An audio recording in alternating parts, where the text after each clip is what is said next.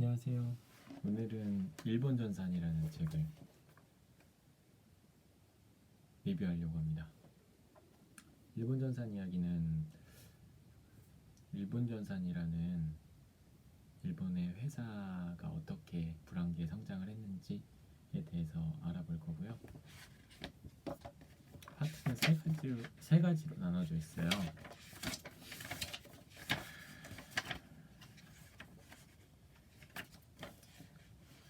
첫 번째 파트는 위기에 강한 직원이 회사를 살린다. 부재는 이익도 성과도 위기를 헤쳐나갈 묘안도 사람에게 있다라는 파트고요. 두 번째 파트는 책찍을 아끼지 않는 리더가 회사를 살린다. 리더의 부재는 리더의 열정은 회사와 직원들에게 고스란히 전염된다.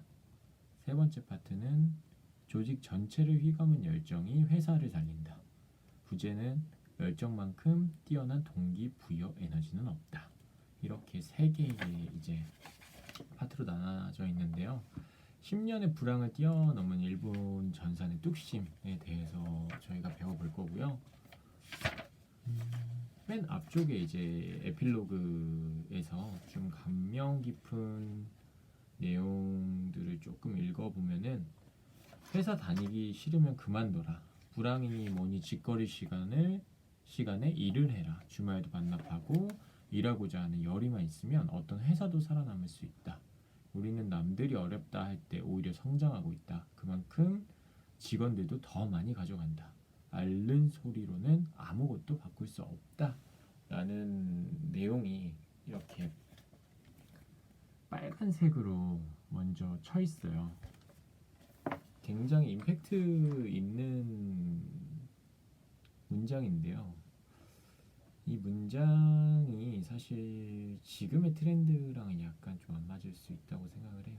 하지만 회사를 성장시키기 위해서는 이 정도의 마음가짐을 가지고서 준비해야 된다 라고 생각을 하시면 될 것 같고요. 왜냐면 요즘에는 또 90년대생이 온다라는 그런 책이 또 뜨고 있으니까 그렇게 해서 이제 파트를 시작해 보려고 합니다. 어설픈 파트 1에서 이제 들어갈 거는 파트 1이 아까 위기에 강한 직원이 회사를 살린다라는 말이었잖아요. 부제는 이익도 성과도 위기를 헤쳐나갈 묘안도 사람에게 있다. 결국 중요한 거는 사람인 거죠. 어설픈 정신보다 이제 하겠다는 삼류가 낫다라는 챕터가 첫 번째고요. 일본 전산의 직원 트레이닝 방법 중에 하나래요. 뭐 다 그런 것 같아요. 많이 알고 있는 것보다 중요한 게 진짜 실질적으로 내가 할 수 있냐, 그게 제일 중요한 것 같고요.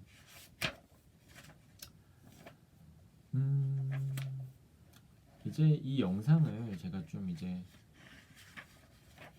10분 안에 끊으려고 해서 최대한 간줄여서 얘기를 할 거고요. 또 감명 깊은 얘기가 있다면 한번 얘기를 해볼게요. 저는 이 말 되게 좋아하는데요. 밑바닥 일을 제대로 할 수 있어야 모든 일을 잘할 수 있다는 것이다. 밑바닥 일은 제대로 경험하지 못했을 때, 나중에 관리자로 성장했을 때 이제 직원들 통솔하기 어렵고 부하 직원들을 이해하기도 어렵다는 것이 이 일본 전산의 지론이래요. 저 이 말에 진짜 공감을 합니다. 왜냐면 저도 밑바닥부터 밟아왔고 그렇게 성장을 했기 때문에. 그리고 저는 어렸을 때부터 이제 공부를 잘하지는 못했지만 열심히 했어요, 항상. 여기서도 그 내용과 비슷한 내용이 있는데, 일을 배우기 시작할 초창기에 남들보다 앞서가려면 무조건 남보다 오래 숙련될 때까지 열심히 하는 거 외에는 방법이 없대요. 정신노동에서든 육체노동에서든 남들보다 시간을 2배 들여 숙련된 사람을 이리저리 유령만 피우던 사람이 따라잡을 방도는 없대요. 제가 정말 좋아하는 말입니다. 정말 열심히 하면은 결국 그거에 대한 대가는 돌아오는 거죠. 그리고 또 감명 깊게 읽었던 내용 중에 하나가 생각으로 일하는 시간을 투자하는 직원을 최고로 뽑으라고 하더라고요. 실질적으로 고민하고 끝까지 골몰하는 사람이 반드시 답을 내오게 돼 있다고 하네요. 쉬운 것만 찾는 놈은 성공할 수 없다. 이런 임팩트 있는 굉장히 문장들이 많아요. 이런 문장들을 좀 읽으시면서 많이 느끼셨으면 좋겠고요. 두 번째 파트 이제 들어갈게요. 채찍을 아끼지 않는 리더가 회사를 살린다라는 말인데요. 부제로는 리더의 열정은 회사와 직원들에게 고스란히 저면된다라고. 오늘 말이 굉장히 많이 꼬이고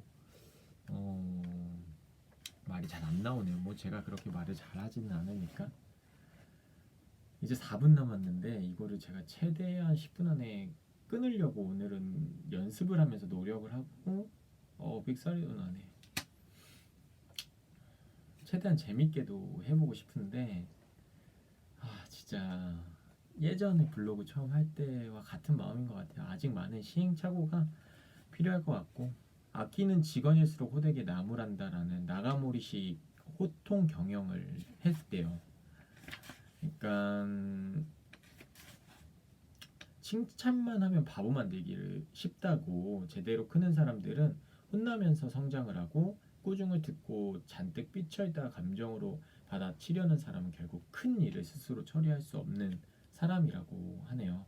그런 사람일수록 이제 발전적인 반발심을 가지고 일에 덤벼드는 사람일수록 진짜 클 사람이라고 나가모리 사장은 얘기를 하고 있고요.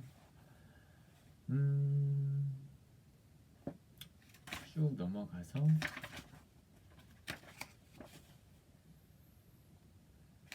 이 말도 저는 참 감명 깊었는데요. 한 가지 일에 실패하고 문책당해서 회사를 그만두면 다른 회사에 가더라도 똑같은 패턴으로 그만두게 된대요. 한번 정복하지 않은 실패는 또다시 엄습하게 되어 있고, 그러므로 이 회사만 아니면 이 상사만 벗어나면 뭔가 새로운 환경만 주어지면 잘할 수 있다라는 환상을 버리라고 해요.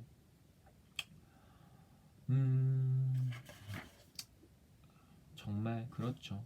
그리고 이 얘기는 시간이 조금 걸려도 하고 싶은 얘기인데, 조직의 활력을 주려면 매기를 풀어라 라는 천적 전략이고 동기부여 방법이래요.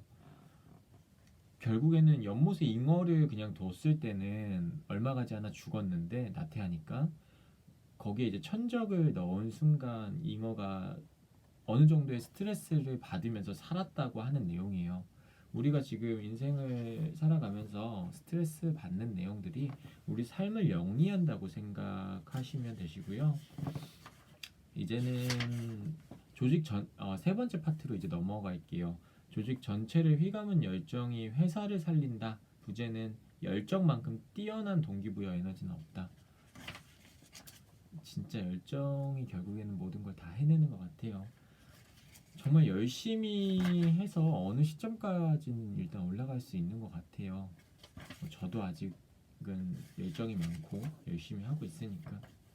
하지만 어떤 부분에서는 열정이나 열심만으로 안 되는 부분이 있는 것 같아요. 요즘에 제가 좀 체감하고 있는 부분인데, 사람 관리하는 부분에서는 열정으로는 약간 힘든 것 같아요. 조직을 역동적으로 활기에 넘치는 직원들로 가득 채우기 위해서는 우선 리더들이 강하게 성장해야 된다고 하네요. 가장 도전적이고 가장 열성적인 인재들이 리더가 되어야 하고, 그런 요건이 만족되지 않으면 아무리 연륜과 고가가 훌륭해도 리더의 자격을 주어서는 안 된다고 하네요.